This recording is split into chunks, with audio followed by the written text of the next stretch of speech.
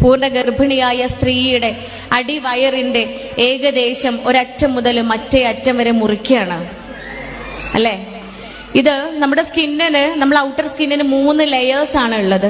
ഈ 3 ലെയേഴ്സും കട്ട് ചെയ്യണം. ഈ 3 ലെയേഴ്സും കട്ട് ചെയ്ത് കഴിയുമ്പോഴാണ് അതിനകത്ത് ഫേഷ്യ ഉണ്ടാവുക. ഈ ഫേഷ്യ കട്ട് ചെയ്യണം. ഈ ഫേഷ്യ കഴിഞ്ഞാലാണ് മസിൽസ് ഉണ്ടാവുക, അബ്ഡോമിനൽ മസിൽസ്. ആ മസിൽസും കട്ട് ചെയ്യണം.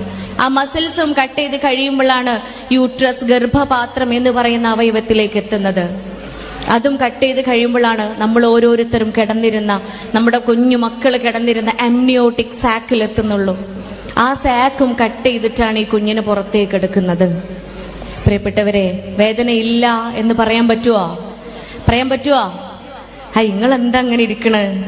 പറയാൻ പറ്റൂല. തീർച്ചയായും ഇത് പുറത്തെടുത്താ പോരാ, തുന്നി ചേർക്കാൻ വേണം അല്ലേ. ഈ ഓരോ ലെയേഴ്സും തിരിച്ച് തുന്നി സർജിക്കൽ റൂമിൽ നിന്നും നമ്മൾ പുറത്തേക്ക് ICUയിലേക്ക് മാറ്റി കഴിയുമ്പോ ഏകദേശം 15 മിനിറ്റ് കൂടെ നമുക്ക് വേദന അറിയില്ല. അത് കഴിഞ്ഞാൽ തിരിച്ചു വരുന്ന ഒരു വേദനയുണ്ട് പ്രിയപ്പെട്ടവരെ. പക്ഷേ നമ്മൾ ആരും ഇതുവരെ കണക്ക് പറഞ്ഞിട്ടില്ല. ഒരു ഉമ്മയും ഇതിന് കണക്ക്. ഏറ്റവും നല്ല സ്ത്രീ ആരാണ് എന്ന ചോദ്യത്തിന് അള്ളാന്റെ റസൂൽ മുത്ത് മുഹമ്മദ് മുസ്തഫ സ്വല്ലല്ലാഹു അലൈഹി വസല്ലമ നൽകിയ മറുപടിയാണിത്.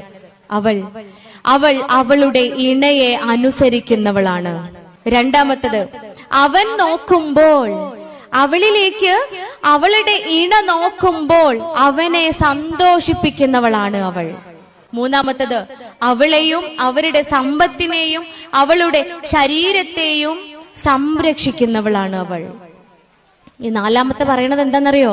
ഇത് 3ഉം കൂടെ യാഥാർത്ഥ്യമായി വരുമ്പോഴേ അനുസരണയും സന്തോഷിപ്പിക്കലും സംരക്ഷിക്കലും കൂടെ യോജിച്ച് വരുമ്പോ സ്വർഗപൂങ്കാവനത്തിന്റെ 8 കവാടങ്ങളിൽ